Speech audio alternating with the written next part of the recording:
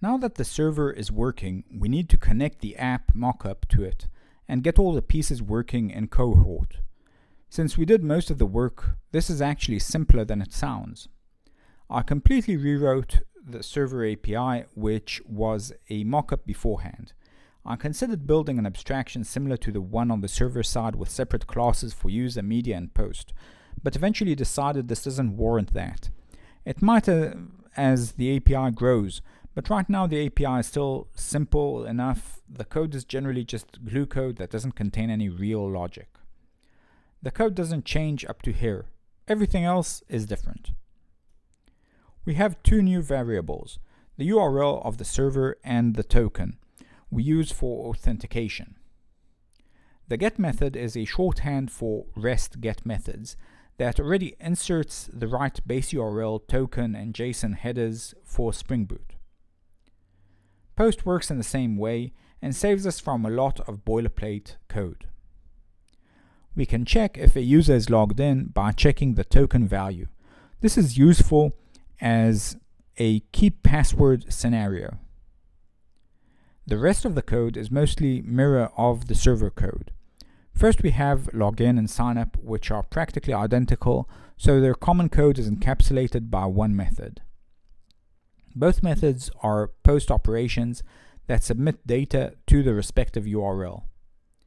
A login failure might still invoke the success callback method. This automatically populates the user object with the JSON data from the server. The token is also saved separately for convenience. We save the user object in storage as a JSON file. This means we can just read that file the next time we launch.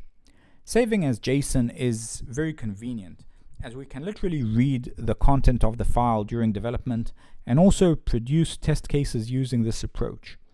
Notice we save the JSON data to storage, not file system storage. Storage is generally private to the app, and while it's not secure enough for your bank account details, it should be reasonably safe for most apps.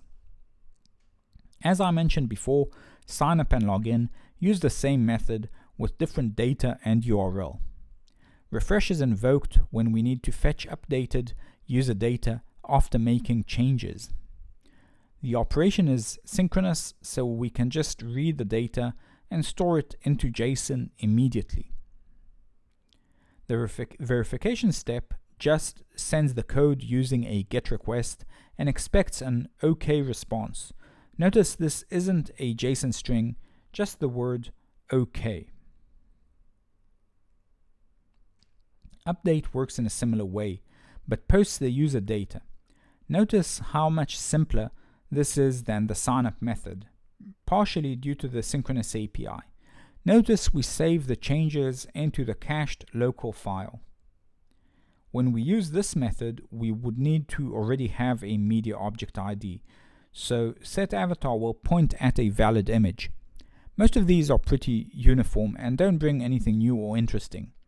Neither do the next two methods for friend request. A friend request is sent as a GET method, as we only need the user ID and not much more. Accepting a friend request is practically the same operation. If there were more than two methods, it would have made sense to extract the common logic to one method, but for this amount of code, it's probably not worth it. The next stage is a bit more interesting. We need an API to upload the user contacts.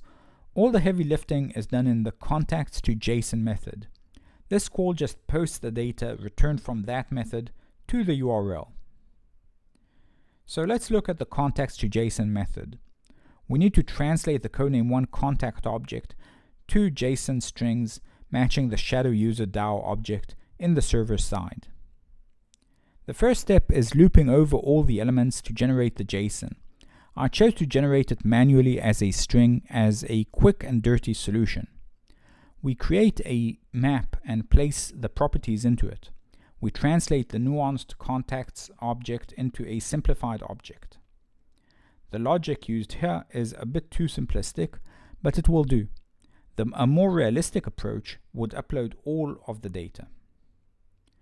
The advantage of using this API rather than just writing the JSON is that special characters are escaped correctly, so this is far simpler.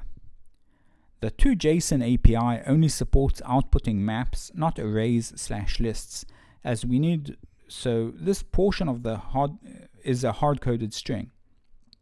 That's just a bit verbose and slightly hacky, but it works. The next method continues the direction of upload with media upload API. For media upload, we use the form multipart W3C standard, which is built into codename 1 in the multipart request class. Upload media submits a multipart request, which is a special type of post operation that encodes binary data as base64 for upload. This is a callback from connection request that allows us to read the response directly to a string. Notice this method is invoked on the network thread. This callback is invoked on the event dispatch thread. When the connection request finishes, it's important to call the success method on the EDT to avoid threading issues. Add to queue is asynchronous, so the media will upload in the background and invoke the success callback when ready. Uploading an image is a bit challenging, but most of the complexity is hidden by codename 1. The me method returns the logged in user instance. If we are logged in, we lazily initialize the user instance. We load the JSON file saved during login/signup from the storage. The next step is the list of notifications, which we fetch synchronously, page by page. You may recall that in the mockup code I used timestamps to define the paging process in the infinite container. That approach works great for some paging strategies, but for the strategy we picked on the server, it's not ideal. In fact, the approach on the server is even simpler than what we did.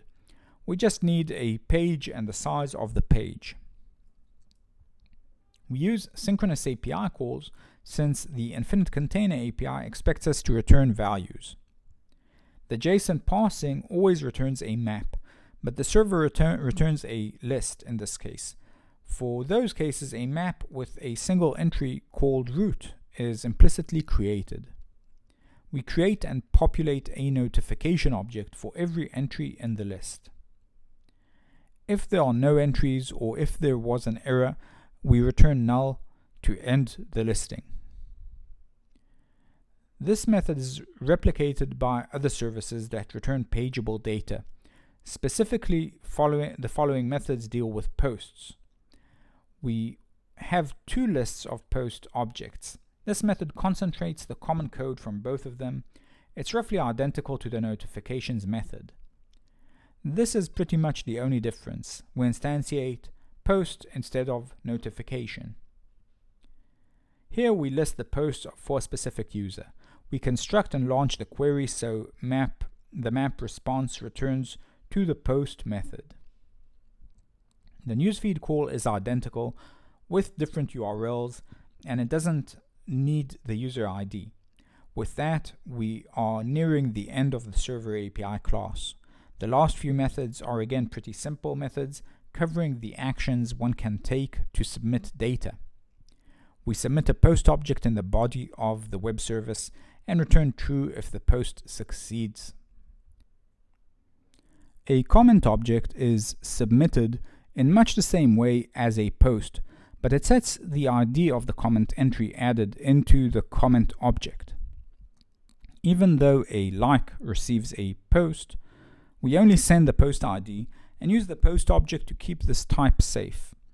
With that, we mirror the current server changes to the client and can move to the integration aspect.